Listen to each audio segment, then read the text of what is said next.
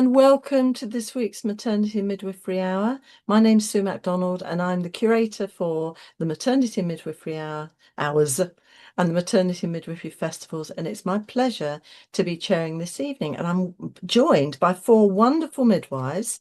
I have Annette Anderson, Lynn Tilley, Liz Pellis and Kelly Inglis. So here they are. Welcome, Hello. everybody. Thank you. Now, of course, what we have Hi. to do to our guests is ask them to share a moment of the week. And I'm going to start, if I might, with Annette. Please share your moment of the week, Annette.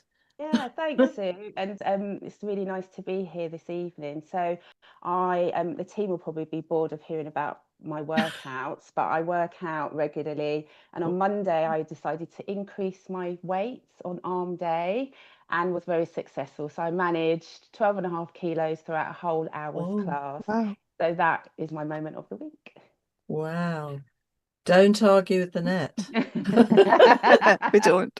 That's wonderful. I mean, that's a really good thing to share at the beginning of the year when we all need to be looking at health and well-being. So thank you for that, Annette, and well Welcome. done. Thank How you. about Lynn? Have So you I got had, a moment?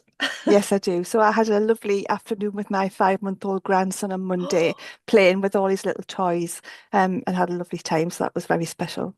Now, Lynn, who was playing with those toys? Let's Me. just check. Yes.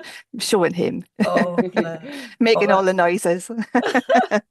that's lovely too. Thank you very Thank much. you. And how about Kelly?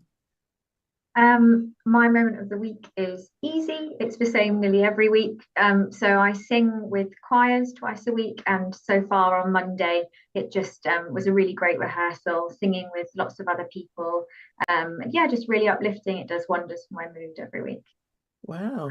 I mean, that's good because we've got someone talking about singing and choirs next week at the festival. And it's so lovely as two of you have come up with health and well-being. So thank you for that, Kelly. We won't ask you to sing out And just thank now. you. Not yet. And Liz, how about your moment of the week? So my moment of the week was actually the whole weekend because I spent it celebrating my husband's 40th. So we had a bit of a gathering, we had some nice food, and we went to see the White Lies play at the Roundhouse in London. So that was Wow. pretty nice. So yeah, that was my moment of the weekend. I think that's quite a big moment, isn't it? Yeah, good. Fabulous. Well, thank you very much for sharing your moments. We're going to let you have a few minutes breather while I just welcome our participants. Now, some of you will be new to the Maternity and Midwifery Hour, and you might have just discovered as you were trawling through interesting things to do on a Wednesday evening. This is an interesting thing to do on a Wednesday evening. But it's useful now. We're in our 6th year. I can't believe it. 6th year of doing the Maternity and Midwifery Hour because we started in the first lockdown in the UK for COVID-19. And it was really because, obviously, everyone clinical was having to focus on COVID-19 and making sure services were being provided for patients, women and families and everything. And also within universities, students were safe, but also getting their experience in a safe way. A lot of service changes at that time. And we couldn't have study days, we couldn't have conferences or festivals.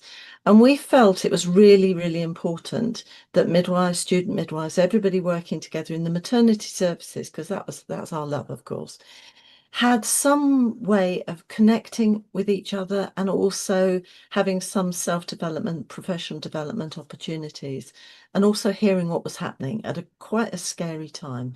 And those of you who were around at that time will know how scary it was. Sometimes it feels like a million years away, and sometimes something happens in a day and you think, wow, I can remember queuing for so long with all my mask and all my bits and everything. I think it's important to remember all of that. But we've continued. And whereas we were talking much more about COVID and the service changes, education changes, we've now moved into all sorts of things that midwives and student midwives and senior educationists are interested in within maternity.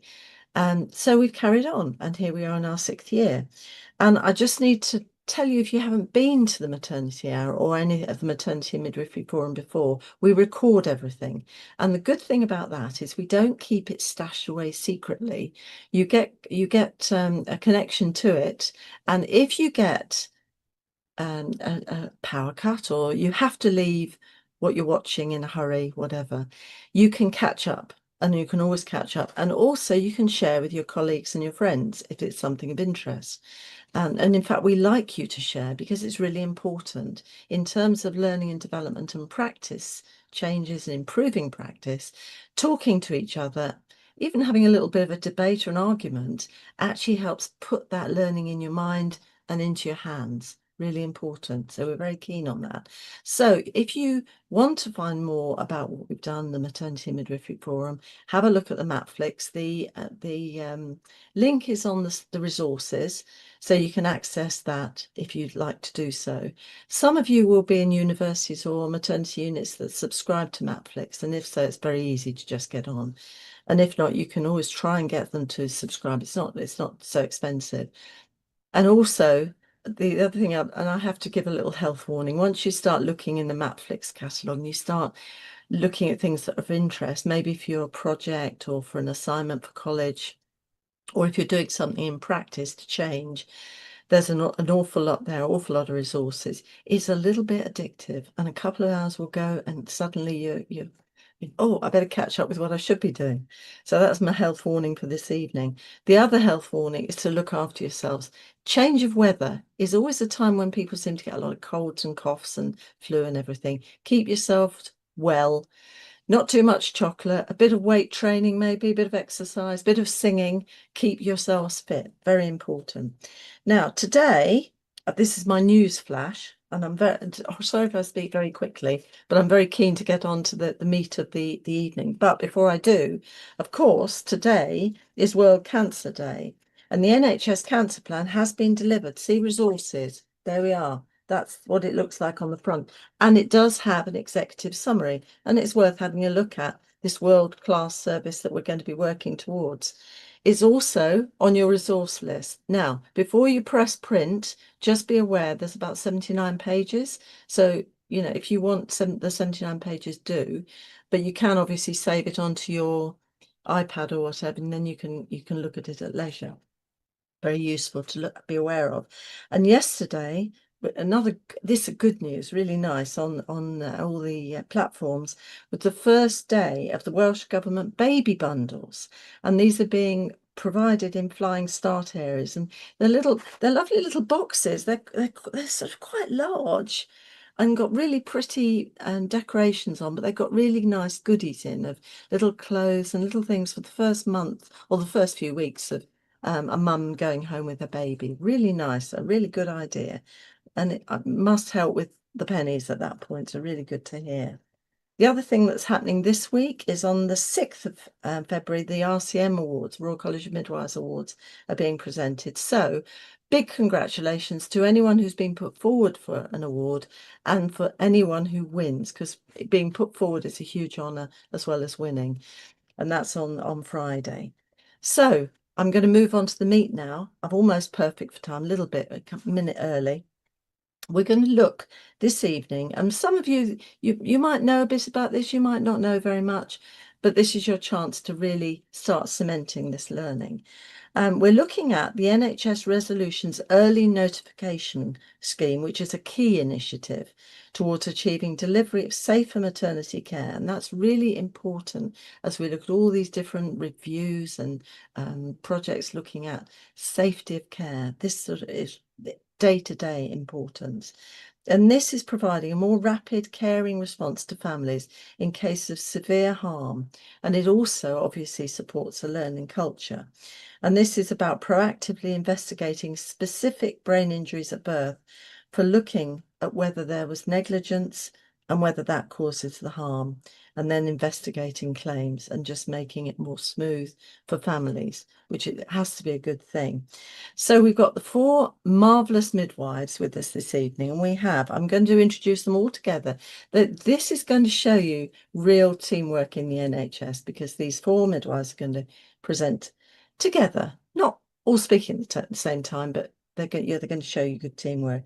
So we have Annette Anderson, the head of the Early Notification Clinical Team, and her responsibilities include operational and strategic leadership for the scheme's clinical and family liaison activities, collaboration with legal teams, and engagement with NHS organisations across England.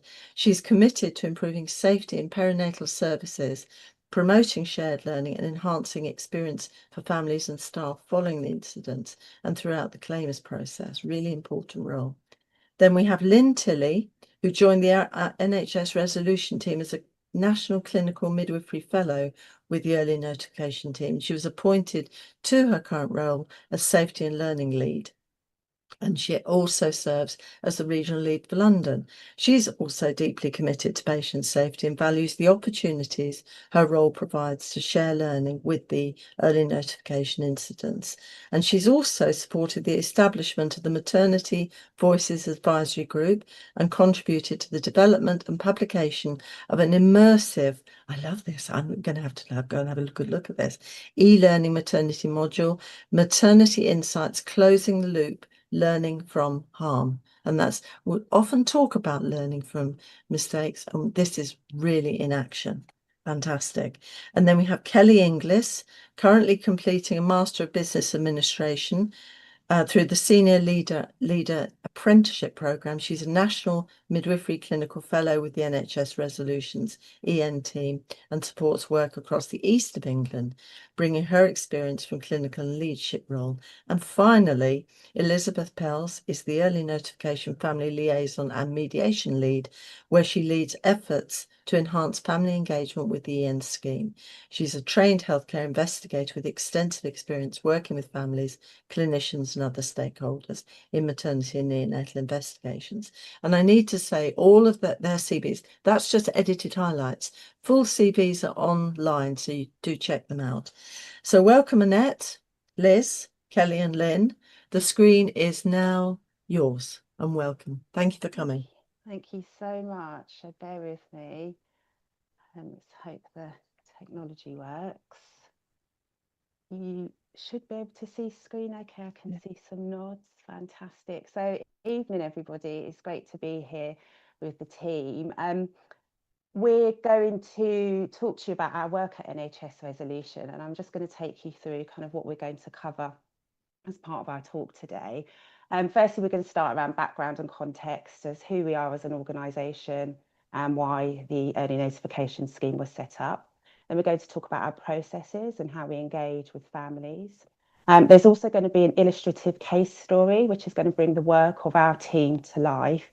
It is clinically focused. We've got a clinical audience this evening, but just to caveat that it might be upsetting for you. I think, you know, we've all been midwives for a significant number of years, and when we hear real stories and cases, it can be very upsetting. So do look after yourself, and if it's something that you feel you need to step away from, then please do.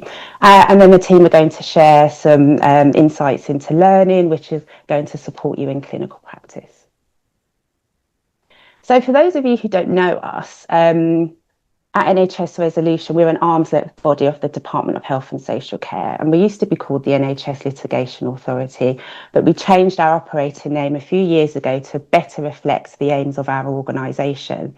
Now, essentially, our purpose is to provide expertise to the NHS to resolve claims fairly. As Sue has mentioned in our intros, we want to be able to share learning for improvement and also, importantly, preserve resources for patient care. And we sit within the safety and learning team within NHS Resolution. And again, it's all around sharing learning insights to help improve that patient and also staff journey. So we've got three strategic priorities. The first is about resolving claims fairly, fair resolution. We want to be able to do this for patients and also healthcare staff. And this means doing everything that we can to avoid lengthy litigation processes. And ultimately, we want to be able to avoid claims going to court. I think for us, we all have a shared understanding on this call. You know, we've all worked clinically. We continue to do so. It's thinking about what it's like being on a really busy labour ward or postnatal ward out in the community or maybe in a home birth. So we really do have empathy within our team and within the organisation, and we don't underestimate how stressful the impact of any poor outcome, incident investigation or claims process can be. So we're here to support you as much as possible. The next priority is around data and insights. We've got a unique data set at NHS Resolution, a unique narrow lens around claims. It's about how we use that information to support sharing of learning and themes. Now, what we want to be able to do is approach this two-pronged. We want to have a national influence, so we can share our learning, which can inform policy, guidance and strategy. And then taking it back to grassroots level, at trust level, it's all around how we encourage and guide individuals in trust to learn from incidents and also claims as well. And then our third pillar, which is all around maternity and neonatal. It's probably fair to say it's a really challenging time for our specialty at the moment. There's so much happening. We continue at NHS Resolution our commitment to work with key partners and organisations to improve maternity safety.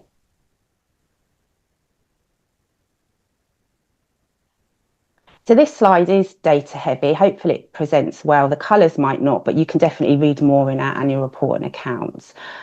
This is data, but see, every day you guys are working with patients who are individuals. So every number on this slide represents an individual, a patient. For EN, a baby, and there's also going to be a wider human cost in how families are impacted when there's an incident. So these charts give an indication of the volume and value of claims. You'll see on the left, again, it might not present very well, but we've got turquoise and blue around obstetric claims. Now, just to give a caveat to that, obstetric claims do include midwifery-led care claims. We just keep it under the one umbrella to keep our coding consistent. And obstetric claims accounted for 11% of clinical claims reported by volume for that particular year, 24-25, and that excludes GP indemnity claims. What you can see, we're seeing a fairly small number of claims, but if you look on the right-hand side, thinking about the value of those claims, actually that translates into 50% of the value of all claims. So a really significant amount of money here. And then another busy slide just to highlight a couple of key areas on here, or one key area. Essentially 62%, which works out around 37.5 billion of the total clinical negligence provision, relates to maternity. So again, it's around how we can support, but also how we can preserve those resources and the finances to be translated back into maternity services and improve services as a whole, and the NHS as a whole. So why early notification? This brings us to our scheme. It's really innovative. It was launched in 2017. It aims to remould the traditional claims process to deliver better outcomes for families, and we want to be able to have earlier learning for the health service. So historically, you may be familiar with the process. So we'll use an example of maybe a baby's born with a brain injury. There may or may not be an investigation into the care. And then what would have happened historically would be a family would have to seek out a lawyer to start a claim. And thinking, I think, transition to parenthood is significant enough, but to have a transition where you have a baby who's affected by a brain injury is also significant. And so that took time, years in fact. So that impacts the family, but also means that learning might not be relevant because practice has moved on. And, I can think that we've had various iterations over the years of how we interpret CTGs. So for our scheme, we've got a dual purpose. We've got the claims element. So it's about proactively investigating by clinicians. And we're midwives on this call, but we have a multidisciplinary team. We work with midwives, obstetricians and neonatologists on the team. And we work with a team of really highly skilled lawyers who form our EN legal team. And they work with our experts. And essentially what they want to be able to do is establish whether the negligence has caused harm in practice. An earlier legal investigation means families don't need to instruct lawyers. That might mean that they reduces the need for them to complain, although what we recognise is there's always different elements for a complaint, safety versus quality and also experience. So it is multifaceted. And like we said, early notification has a safety and learning element. And essentially what we want to be able to do is accelerate the legal liability investigation, avoid the adversarial processes, reduce costs, and then ensure that where possible we can learn in real time. So I'll hand over to Lynn now.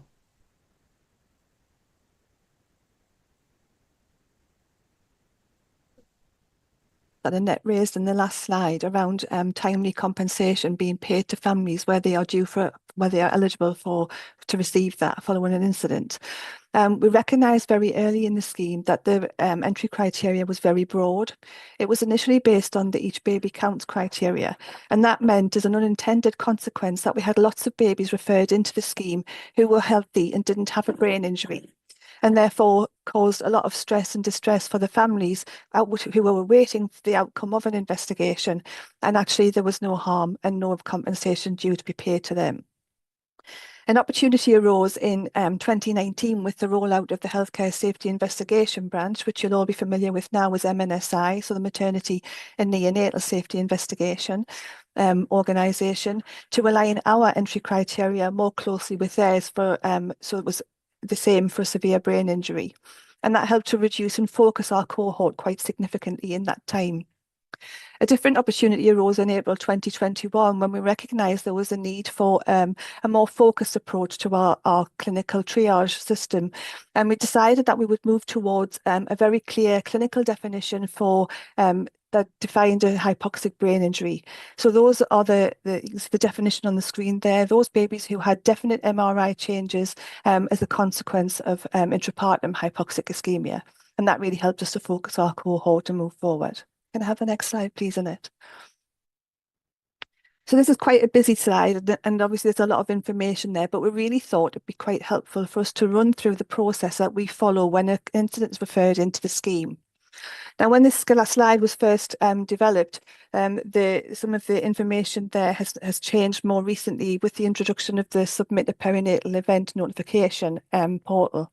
So just thinking around that, the Trust will now report an incident into us via SPEN, which will then also, on confirmation of the MRI change, report the incident to MNSI and also to ourselves at NHS Resolution.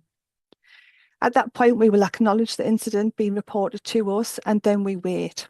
And the reason for that is to allow MNSI to complete their investigation, which is very much focused on a safety lens. So looking at systems and processes that they can identify potential areas for change before we then start to move into the early notification investigation. The early notification investigation obviously has a very different lens, and that's looking to establish whether there is a potential for clinical negligence to be identified and to resolve that for the families moving forward. I'm not going to go into too much detail around the family engagement because Liz is very kindly going to bring us up to date with that later on in the presentation. But just to also say that when MNSI pass on the investigation report to the families and then after to the trusts, they will also give the families some information, a bit of a refresher about the early notification scheme and NHS Resolution as an organisation. We will then write to families and we'll introduce ourselves, and that's based on feedback from our family group, which again Liz will touch on later. And we then will receive the report from MNSI via the trust. Now that process can take around 7 months to complete, but it does depend on the completion of the MNSI report. So there is some movement with all of the timescales within this slide. We then initiate our own internal triage process, and that's undertaken by our neonatal doctors with support from the wider midwifery and family liaison team where needed. And we see in the slide that it branches off into various pathways dependent on the outcome of that triage. If the EN criteria aren't met, as in there isn't evidence of change on MRI, then the family is then informed of the fact that there will be no further action taken by the early notification scheme. And the file would be closed. But we do always signpost families at that point to legal advice and support organisations, so they do have that opportunity to pursue a claim independently should that be something that they wish they would like to do. If our criteria are then met, our multidisciplinary team will then complete our initial clinical review to identify whether there is any substandard care that may or reasonably have changed and make a difference to the outcome for the baby. Again, the pathway divides out and follows a similar route for babies where there is no evidence of substandard care or where different care wouldn't have made a difference to the outcome. Again, at that point, we follow that pathway down and would write to the family and inform them of that. But if the clinical review does indicate that there are elements of substandard care, then we contact the families to notify them of that. And that's really important because we wanted to feel the families to feel involved very early in the process so that we had regular touch points with them throughout. There's a bit of a time lag from that point while we wait for families to come back to us, because basically we're asking them for a decision as to whether they would like us to proceed with a liability investigation. So it's very much an opt-in process and not an opt-out process. The families have that opportunity, and we allow that time to recognise that they are obviously potentially looking after a potentially very sick child, or may even have suffered a bereavement and just need that additional time and space to process that time in their life. We then commence our legal investigation, and we would write to the family to confirm that that's commenced, and we also write to the trust to confirm that that's also going to be taken forward. Can I have the next slide, please?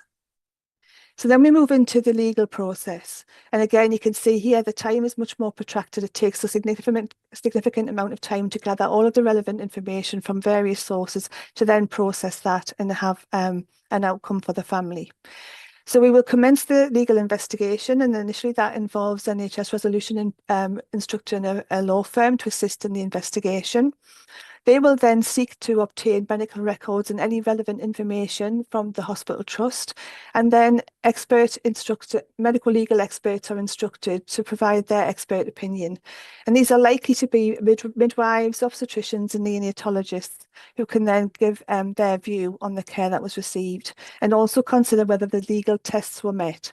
And that then determines whether the case goes forward for further investigation.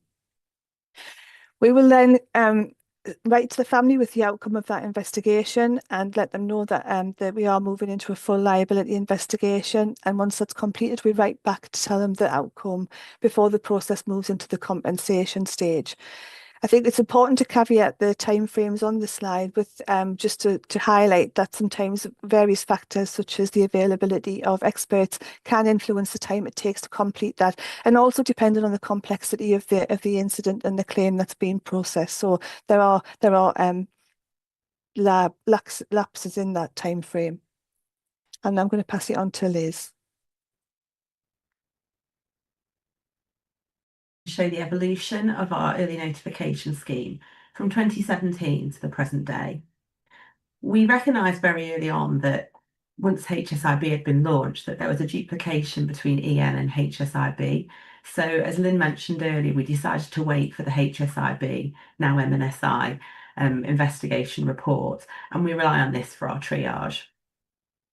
The EN schemes also produced a range of clinical insights. Impacted fetal head or difficult delivery of the head at caesarean section was a contributory factor in 9% of EN cases studied between 2017 and 2019. There's now funding by the Department of Health in collaboration between the Royal Colleges to address significant contributors to avoidable brain injury in childbirth, including the management of impacted fetal head at caesarean birth. This has resulted in effective training in the management technique through the ABC programme, which was piloted and rolled out nationally the past year or so.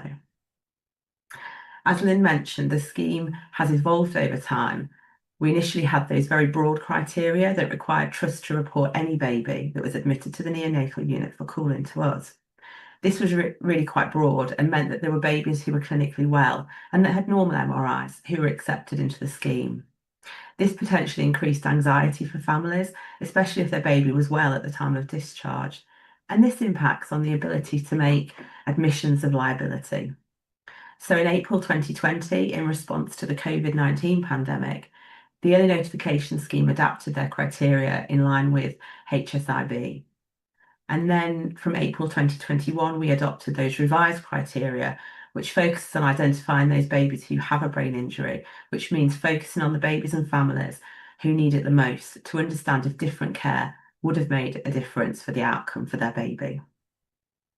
Once the scheme was embedded, we recognised it was important for family voices to be heard.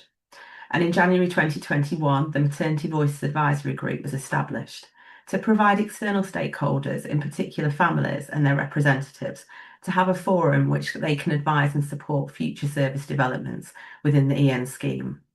The group meets around 4 times a year, with workstream group meetings in between these times to advance our projects. In 2024, as part of MVAG's work, we hosted 2 parent focus groups to hear about family experience of the EN scheme and understand how we can better support families at this incredibly difficult time. And these family groups continued into 2025. We also recognised there was too much variation when trusts communicated with families. And in April 2021, we agreed to write to families directly and inform them of the scheme ourselves. We also recognised that families were not provided with enough information about the EN scheme, didn't always know their point of contact, and there was a variation in the quality and frequency of our engagement with families. In May 2023, I was appointed to lead on family liaison and mediation within the EN team and to ensure that consistent contact once a case is accepted onto our scheme. More recently, in June 2024, Laura was appointed as our family liaison officer, and we now have Moasma joining our team as our coordinator. We're committed to having earlier, more frequent and more in-depth inclusive engagement with our families who are potentially impacted by our scheme. An external evaluation of the scheme is currently being undertaken to understand its impact further, and we're hoping that the findings will be published this year. Next slide, please. So what is enhanced family engagement? So as I said, we are committed to having that earlier, more frequent and more in-depth inclusive engagement with our families. For babies born on or after the 1st of October 2023, we have an updated process of enhanced engagement with families. We communicate directly with them at multiple points throughout the EM process. If there are concerns that the care may have caused an injury to the baby, we carry out a full legal investigation, and we ask for a family's permission to do this and ask them to sign a form giving us permission to access what we call additional medical records. So these are medical records from care providers other than the care provider where the baby was born. During the permission stage, we engage with families to confirm they've received our engagement, ask how they'd like to receive communication from us, answer any questions, and support them without pressure. We give families around 12 weeks to make a decision about permission. If a family decide to give permission for the legal investigation, we transfer their case to a senior case manager on the EN team, who takes over responsibility for managing progression of their case and will be their point of contact going forwards. We've also made improvements to our correspondence that we send to families, and this was following feedback. So, as part of our strategic objectives to collaborate and improve maternity outcomes and ongoing consideration for how our scheme should be developed, we work closely with our Maternity Voices Advisory Group and parents via the baby charity PEEPS HIE to improve our direct communication with families and ensure consistent contact with our family liaison team once the case is accepted. We support families who do not speak or read English by having a professional language service, and we've been able to communicate with these families in their preferred language since June 2024. When talking with families, their feedback has been incredibly positive about our enhanced engagement, appreciating the earlier, more in-depth and more frequent contact, more information, and having a face to a name rather than a faceless organisation. In terms of our resources, we've created an EN scheme animation. This aims to be clear, concise and understandable for any families who may have experienced an incident of maternity harm and have been accepted onto the scheme, or are just seeking to understand more about what the scheme does. We hope it also acts as an important signpost for further support for our families, where they can contact our internal teams for more information if needed.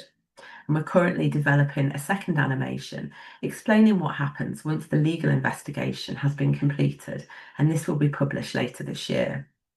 We have family pages on our website and on the NHS Futures platform, and this includes a section of translated resources for families. We're committed to demonstrating our processes in different ways, written, visual, and we have process flowcharts, as Lynn has shown you on our previous slides, which help to demonstrate the EM process. We've updated our family letters to support our engagement with families, and these are now plain English assured and crystal marked to improve understanding further. We provide signposting to support organisations and legal organisations that can provide families with independent advice and signposting to specialist clinical negligence lawyers. We continue to listen to feedback from our families and stakeholders to inform improvements to these resources. Thank you, and over to Kelly. Thank you, Liz. I'm going to take us now through an illustrative case story. The focus of that is going to be on fetal monitoring and CTGs, so cardiotochographs. Annette's caveat from earlier stands in that if this might be upsetting to some, and if it is, please do take a breath, step away if you need to, but hopefully it will be informative and helpful learning. So the setting for this case story is in 2017, a major acute hospital with a 27-year-old prima gravida with a low-risk pregnancy and a non-smoking mother. So the timeline for the induction of labour, which is where we'll start the story, is at 3 p.m. in the afternoon. The mother is admitted for induction of labour and the CTG is started, and at this point it is normal. The induction of labour process is explained, accepted and commenced. At 8:30 in the afternoon, contractions have started and they're regular. Pain relief is given and the mother's advised to mobilise or try a warm bath. At 11:30 p.m, contractions are stronger and they're every 3 and 10 minutes. The mother's requesting more pain relief and an examination of the cervix shows that it's 2 centimetres dilated.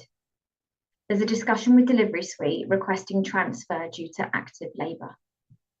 At 1 a.m, diamorphine is given for pain. And at 2:40 in the morning, contractions are very strong, 5 in 10, and delivery suite is contacted again and transfer occurs. At 2:55, the transfer is successful and the mother is on delivery suite. On examination on arrival, her cervix is fully dilated and the contractions are 7 in 10. At 3:10 in the morning, the CTG is commenced. At 3:30, that CTG shows abnormal features with a high baseline, no variability with decelerations, and active pushing is therefore commenced and the labour ward coordinator is informed. At 3:40, the contractions are frequent, but the CTG shows worsening features with some late decelerations. The mother's observations also show tachycardia and pushing continues. At 4 a.m, the CTG shows some loss of contact and possibly some recording of maternal heart rate. At 4:45 in the morning, the baby's head is visible with some pushes, but there's no improvement on the CTG. And at 5:08, the baby is born. Delayed cord clamping occurs for 30 seconds and the first APGAR score at 1 minute is 4. So, analysing that episode of care. So the CTG wasn't performed when the contraction started or when there was an analgesia requirement following induction of labour. The CTG was pathological from the moment that it was commenced on a delivery suite or labour ward. And there was the possibility of the maternal heart rate recording, and there wasn't use of a fetal scalp electrode considered when there was that episode of loss of contact. A fresh eye CTG analysis was not performed, and the CTG wasn't categorised during labour at all. Existing risk factors like induction of labour or anhydramnios weren't considered when interpreting the CTG, so there wasn't that holistic overview of care. Pathological CTG wasn't recognised, and therefore it wasn't escalated, which led to missed opportunities to expedite birth. So the clinical outcome. So the baby was born by spontaneous vaginal birth following induction of labour. The APGARs, I've already shared with you the first one, but subsequently were 7 and 7. The cord gas, as you can see on the screen, so the arterial was 6.95 with a base excess of -16.7, and the venous gas showed 7.01 with the same base excess. The birth weight was on the 68th centile at 3,560 grams. The baby required resuscitation at birth and subsequently therapeutic cooling. And later on, an MRI scan showed extensive hypoxic ischemic encephalopathy. So the initial investigation. So the case was referred to the early notification scheme, and the investigation included a number of recommendations to include additional training on CTG management and the recognition of an abnormal trace. The early notification clinical team review concluded that had care been different, the outcome for the baby could also have been different, and it was referred on to the EN legal team. NHS resolution instructed panel solicitors, and the panel obtained witness evidence and expert evidence from the MDT, including a midwife, an obstetrician, a neonatologist, and a neuroradiologist. Panel counsel was instructed, and the letter admitting liability was then sent to the family. Liability was admitted in full after the EN investigation, and that was due to the abnormal CTG, delivery an hour earlier had been indicated, and chronic partial hypoxic ischemic incident could have been avoided, and then the consequential permanent neurological injury as well by in turn. The letter of admission was sent 2 years and 5 months following the birth of the baby, and letters of apology were sent at the same time. Cases such as this may settle for up to or around £25 million. In terms of the outcome for the patient, the life expectancy is 56 years, with cerebral palsy level 4, microcephaly and cognitive difficulties, epilepsy, which may be poorly controlled, and a need for physiotherapy, occupational therapy, speech and language therapy, and 24-hour care, which will be lifelong. With that, I'm going to pass you back to Lynn. Thanks, Kelly. So on the screen here, you can see some illustrative case stories that the early notification clinical team have produced. And as Annette said at the beginning, one of our key purposes is to share learning back across the system from the cases that we see reported into EN. I think it's really important that we say at this point that it's not all about, pointing fingers to say that someone's done something wrong. We also look to celebrate good practice, and we very clearly produce some good practice case stories to try and evidence that for the target audience. The case stories are available on our webpage, and we've got links in the resource pack to guide you to that. And we also provide some guidance around how they may be used either in a group or on an individual basis. And the point is that people take them away, but just reflect on these really common clinical scenarios and try to identify areas where either individual practice could be changed or team practice could be changed. Can I have the next slide, please, Annette? As we said earlier, we're involved with the development of our e-learning maternity module. We're really proud of this. It took a lot of work. It was launched in 2023. It comprises of 3 modules. So the initial module is an introduction to the law of clinical negligence, and also gives information around NHS resolution as an organisation, and also as an introduction to the early notification team. The learner's then taken into 3 immersive case stories where they're asked to make clinical decisions based on the clinical scenario and presentation at the time, with live feedback being given to them as to whether the advice or the management plan that was made was appropriate or not, or whether there was areas that could be improved to improve the outcome for the baby. There's a QR code on the bottom of the slide that can take you into the module, but again, that's provided later at the end of the slide deck for people to access. Can I have the next slide?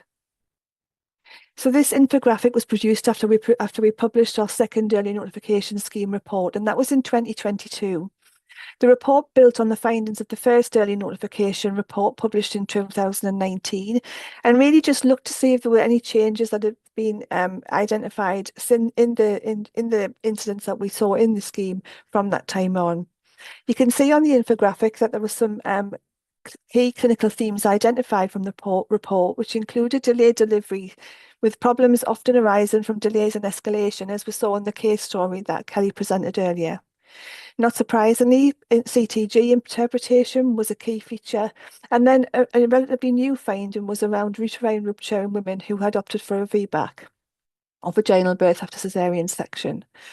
We also looked to see what we'd done as an organisation in response to the findings of the first report, and we'd introduced our neonatal clinical fellows as a consequence of that to identify any potential areas for learning from the resuscitation of the newborn. Can I have the next slide? And again, this page just gives us some additional links to all of the resources that were produced, and also refers to the website that Liz mentioned earlier. So it has specific pages for families and their carers, signposting them to support organisations. There's also some information for trusts or member organisations around reporting criteria, for example. And then we've also very recently published in collaboration with other organisations, learning from OAC claims. And we're really proud of that really big piece of work that was undertaken by one of our team in collaboration with others. And the QR codes are for those on there on the bottom. And just a shameless plug, we've recently launched our NHS Futures workspace to stay connected, to try and keep up to date with, to update clinicians on scheme developments, and also as a platform to share our resources. But more importantly for us, it's around hearing from you so that you can engage with us as a team to raise our visibility and be more accessible to you to support where that's needed. Can I have the next slide, please, Annette? Which I believe will pass you back to you. Yes.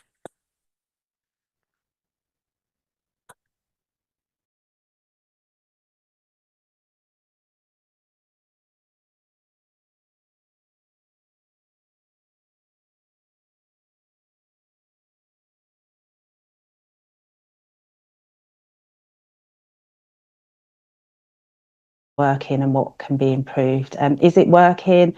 Yeah, it is. We've demonstrated that, you know, if you look at our second EN report, that we've reduced the time for resolution of claims from what it was previously.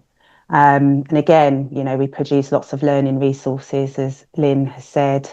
And what we want to be able to do is start understanding how they're being received by you all, you know, working clinically, and what difference they're making.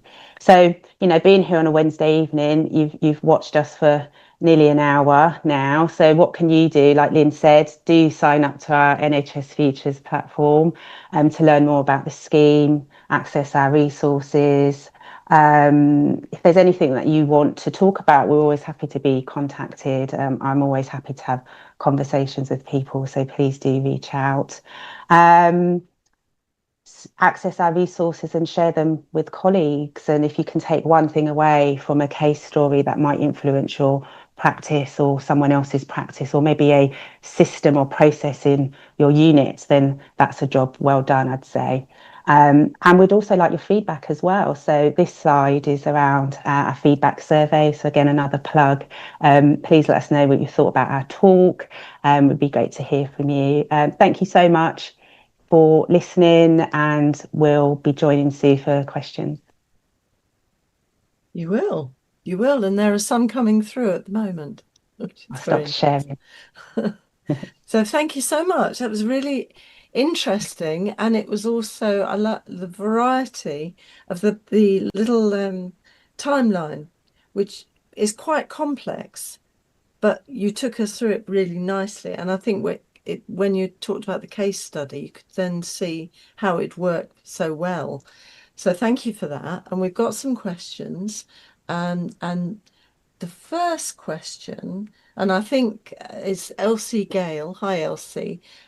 She's saying, question for Kelly regarding the case story that you described. And she's sort of like most of us, she doesn't just want the ordinary questions that were asked by the team, but what was the reason for induction? I mean, we know that this is a kind of highlights. You can't do everything that was probably explored.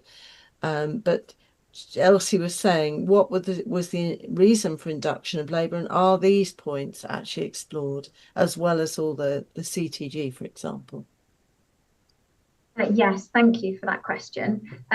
So on the analysis of care, the story hints at anhydramnios. So I suspect that that's the reason in the case story, but the focus is on the CTG management, because the reason for induction in this case story didn't affect the outcome and isn't kind of a key area of learning. But yeah, I recognise it's helpful for context. So anhydramnios. It's like being a detective. You want to know all the facets of the story, don't you? I can relate to that, yeah. And I think it's fab that you've got these case studies or case stories, because I think we as midwives and student midwives really learn by kind of getting involved in the stories and seeing, well, what would I have done, and what, you know, oh crikey, that could happen to me, especially and having positive case stories. That's fantastic. And I think having I would commend our audience to go onto that site and have a look at some of those case stories and see how you could use them, maybe with colleagues, or if you're a teacher, maybe with your group of students. Fabulous. Thank you. Now, we've got a very interesting question from Mel. And Mel says, will the closing of NHS England have any impact on your service? Good question, Mel. I don't know whether that's a net question. We work really closely with NHS England and the Department of Health, but as we stand as NHS resolution, there is going to be no impact on the work that we do.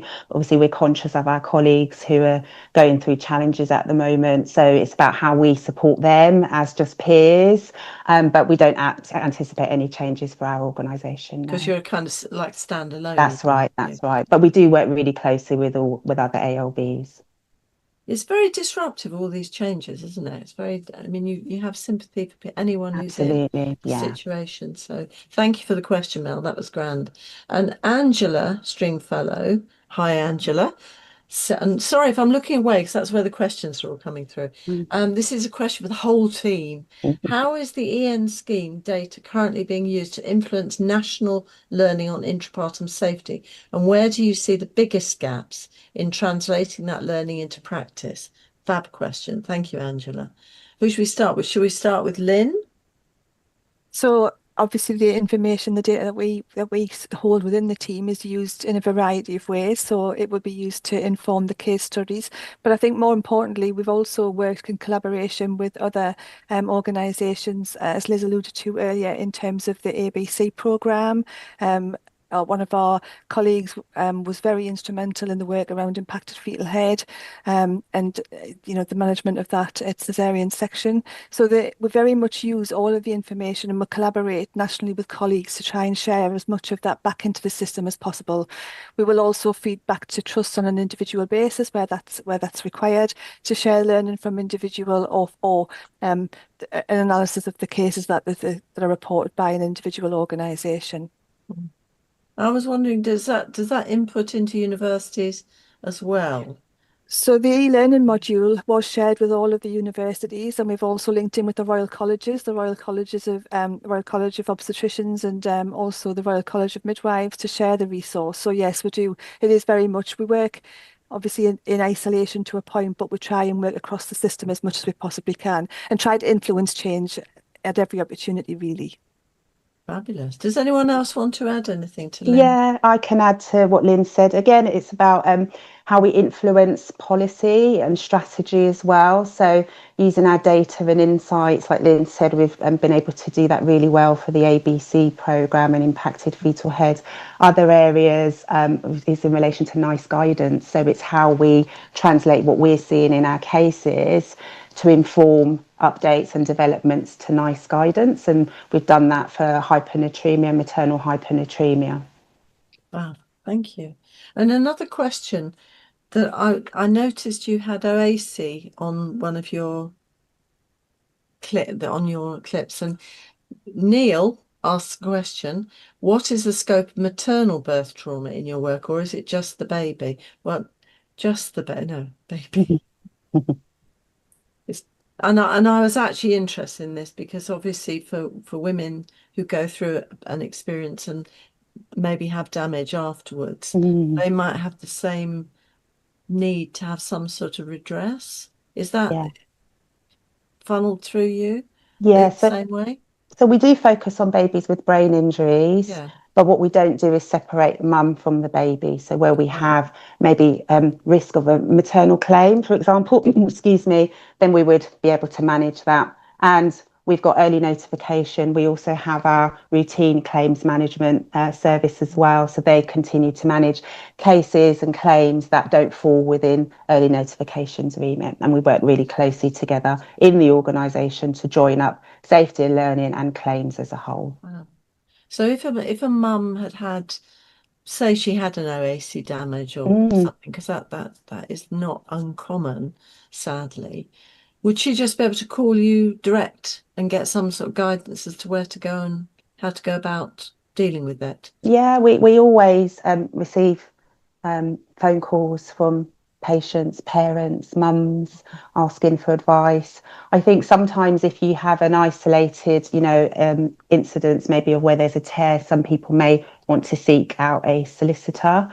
But where we have the knowledge that there has been a baby with a brain injury and maybe mum has been affected as well, then we try and see if we can manage the claim in parallel.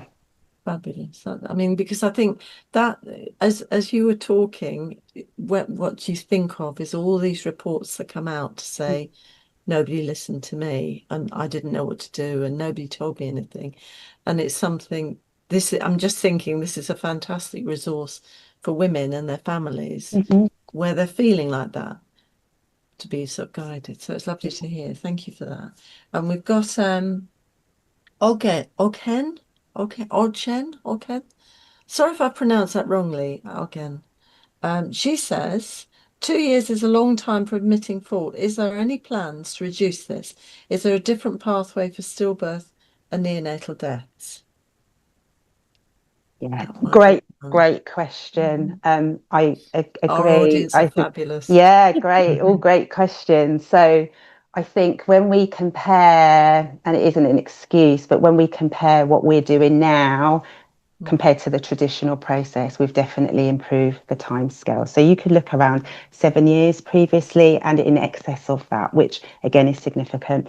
Do appreciate that, yes, 2 years is also a significant amount of time, and for an individual family, that is a long time. We do have systems that the legal team manage to where we feel that there may be admissions of liability to make interim payments.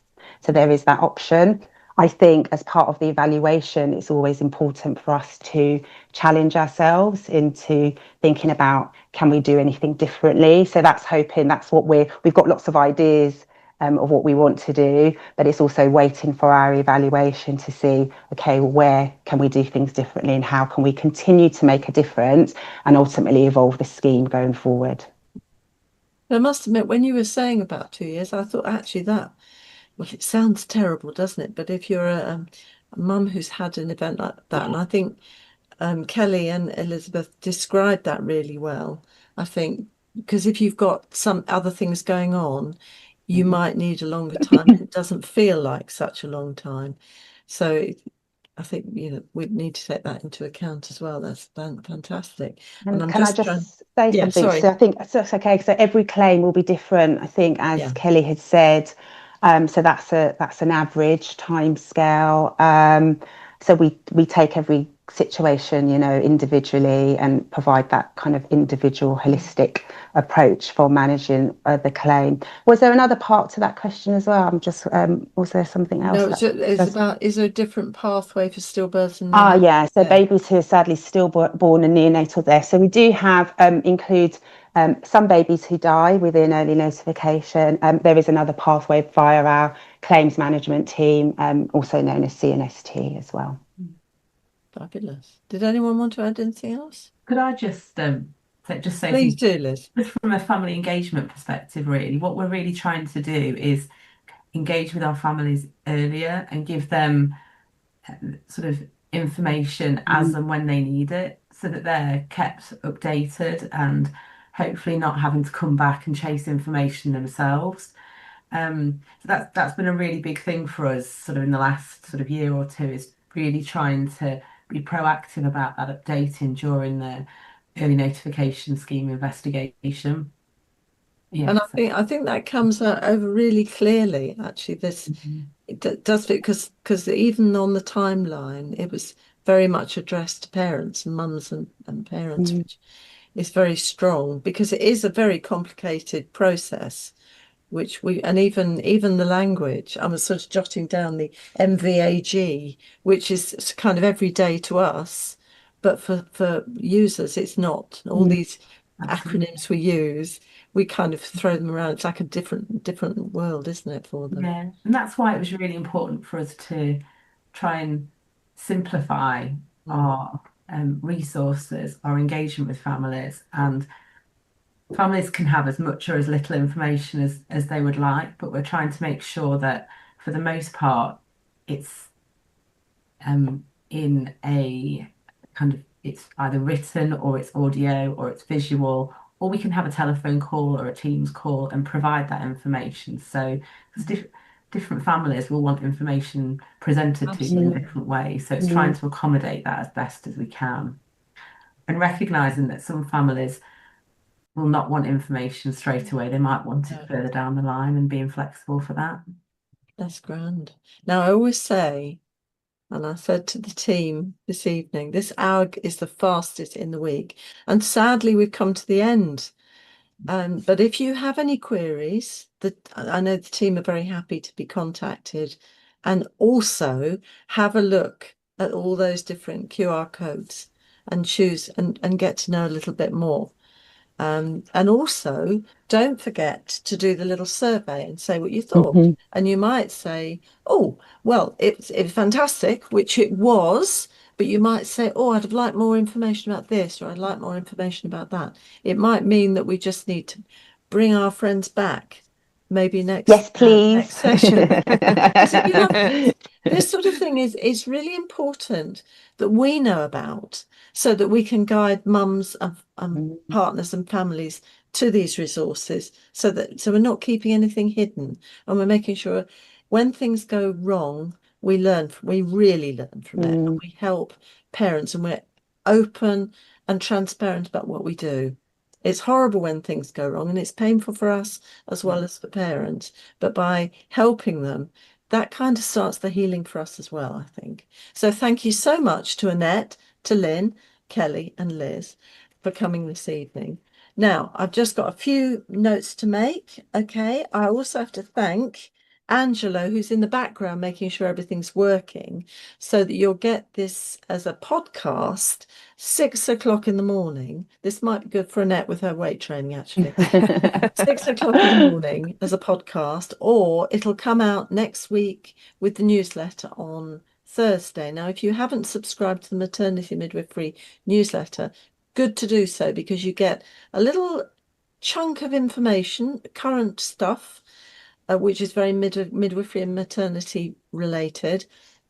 Also, any links or anything interesting to you, we include on that. So it's useful to be part of that. And thank you also to Paul, who's been putting through the questions to me. And also, I have to say, and thank you for your thank yous. You've been a fantastic audience this evening, so thank you for that. Now, remember, for any of you who haven't signed up, the Maternity and Midwifery Festival London is in London on the 11th of February. January's gone, thank goodness, in February. And next week, we're going to have some highlights from the festival for you, which is fantastic. So a big thank you to everybody for coming this evening. Thank you to our wonderful speakers, and thank you to you. And also another underlining, take care of yourselves, so we can see you next week. Same place, same time. Take care. Bye.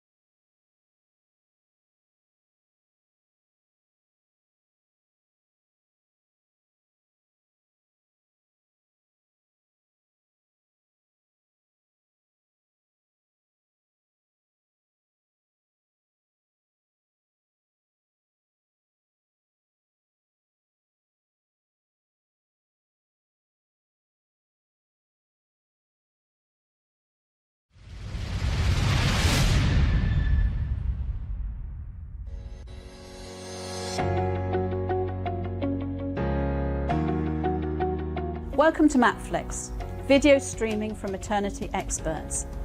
My name is Dr. Jenny Hall. I am the box sets curator at Matflix, a fellow of the Royal College of Midwives and a former editor of The Practicing Midwife. At Matflix, we bring together videos of talks from top maternity experts into box sets to support your continued professional development, study and revalidation.